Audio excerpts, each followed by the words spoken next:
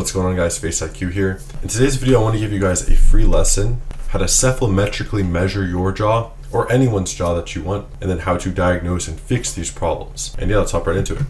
So from the front profile, let's start with the jaw width, okay? So when we go about measuring the jaw width, we are basically measuring the bigonial width by the total width of the face, which is the bizygomatic width. And a safe bet when you're measuring the jaw portion of this across, at the mouth line, right here, see the mouth line, this is a good bet. You can kind of measure across here typically, and these will be the gonians, the widest part of the jaw, okay?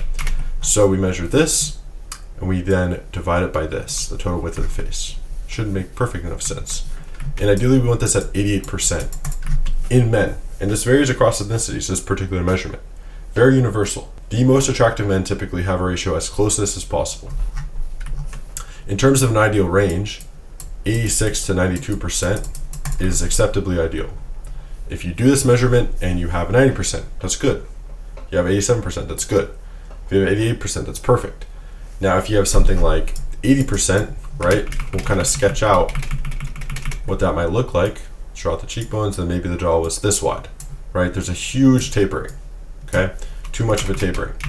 Then the actual fixes to this are jaw angle implants or filler. Sorry, not thumb pulling. What do you call it? Master training is a little bit, can cause asymmetry.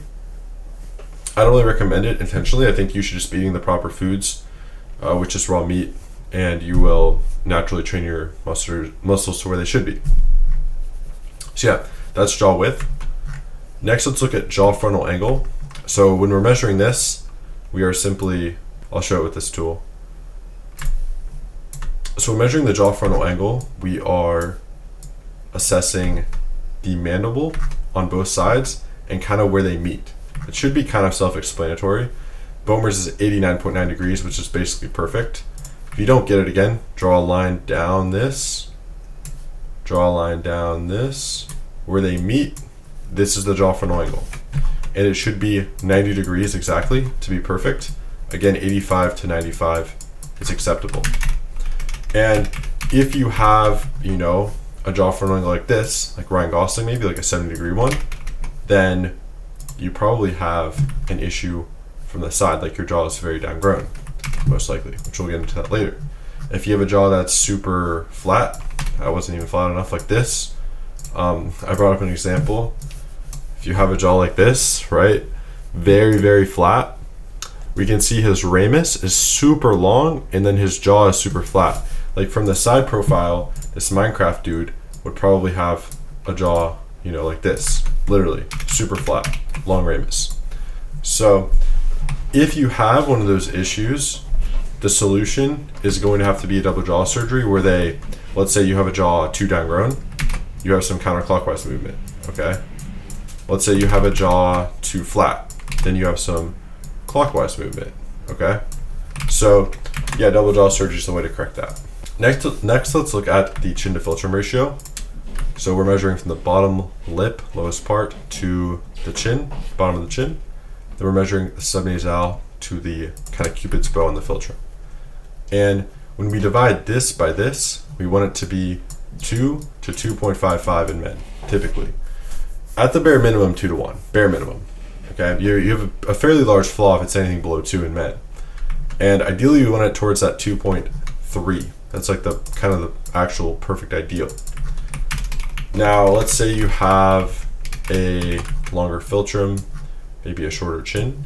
You can get some lip filler, some lip fat grafting. You can get a lip lift. Those are a few things to actually pull the upper lip up, shorten the philtrum. And then in terms of the chin, let's say your chin is super short, then again, you might need a vertical genioplasty. You'll need a surgical jaw augmentation. Again, if you need any help with measuring this stuff or what you need for your own face, then click the link down below. You can book a report with me. You can book a call with me. We'll go over your face, tailored to you, or join the community. More information there.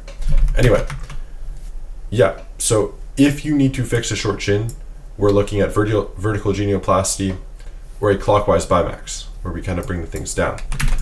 Yeah, we want a fairly wide chin. Boehmer's chin could actually be wider. not really quantifiable. Could be quantified, not really important too though. Then we want the neck at 90 to 100% of the bigonial width, okay? So same way we took this line, we want the neck width to be 90 to 100% of that line. And I guess one more thing I'll touch on, we want the lower third, which is subnasal to chin, we want this to be 36%, okay? Literature, I have a ton of data. I've analyzed thousands of faces. I have them all recorded. I have probably one of the biggest data sets of faces being measured. One of the biggest for sure, right? And I have this all on a sheet. I have the case studies of very attractive guys. Everything leads to this 36% lower third being the ideal in ethnicities of all men, okay? So a split sort of like 32, 32, 36. This is, he doesn't have this, but that would be optimal. If your lower third isn't the biggest third, what can you do? Again, it's going to come down to a double jaw surgery, typically. So yeah, that was the front profile. In this video, I'm not going to go into everything in the side, because that's so many things. We'll go over some. Again, I am working on a full course on how to rate facial attractiveness, which will break down every single measurement with the ideals. So yeah, if you're interested, that's in my school community. But we'll go over some things on the side. Let's go to a case I have. Okay, let's look at this case. So we'll go over the facial convexity and the lip assessments from the side. So let's measure this. So what we're doing here, we're putting a point at the glabella, a point at the subnasal, then a point on the chin. You can kind of reference what I'm drawing out here for yourself. What do we see? A measurement of 154 degrees. So this is severely low, all right? What's optimal is 168 to 176 degrees, okay? So he has a measurement of 154, severely lacking. This is major recession, okay? So if we go back to the tool, let's draw it where it should be. Should be something more like this, right? Huge advancement there and a little bit of advancement there is necessary. Now we look in the after, let's see how right they got him. 173, there we go. Good, ideal. So this is an example of a double jaw surgery, fixing a small lower third, making it bigger, fixing recession, tightening the segmental region right here, right? Super improved. And then also fixing the lip assessment. So we'll just look at something like the E line. So this is a lip cephalometric assessment where we're taking the chin to the nasal tip. And we want to see a fair bit of distance between this line and the lips. Okay, we just don't see it here. If I drag this out, something like this would be more ideal. We look over here. This is a perfect assessment. They nailed this. Look at the H line. We want the lower lip touching, slightly off, very close. So yeah, let's look at the H line over here. About the same, it just was rotated. Obviously one is far better than the other. The convexity, this measurement that I showed, oops, this is really important for recession. Like I'd say it's one of the most important measurements actually on the face. This is gonna clue you in to a lot. It's gonna really clue you in. And typically, if you have this flawed, you're going to either see this like this, okay, the chin's lacking, maybe you see like this, oh, my frontal bone's lacking. Like let's say you measure like this, like it's literally inverted, oh, your maxilla, which is this right here, is lacking. Okay, so hopefully this helped you guys have a better grasp of measuring the face and diagnosing.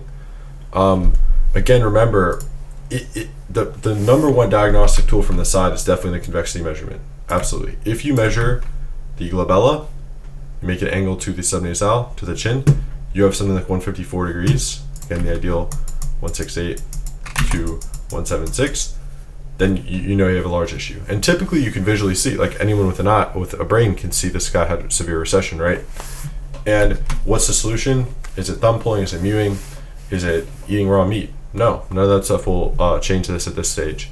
You will need surgery, right? So yeah, guys, thanks for watching. If you want all my guides to improve your looks, which have already improved the looks of myself, a lot of people, and in my upcoming course on how to rate faces, where I'm going to literally break down like what I was doing for literally every measurement, video tutorial is going to just teach you how to assess, rate, and improve your own face, then click the link down below, and I'd like to see you guys in there. We're actually about to do a coaching call.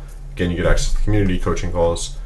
In 2 hours, I'm going to actually be in a coaching call with the people in the school, giving them custom feedback on their face. Thank you guys for watching. Peace.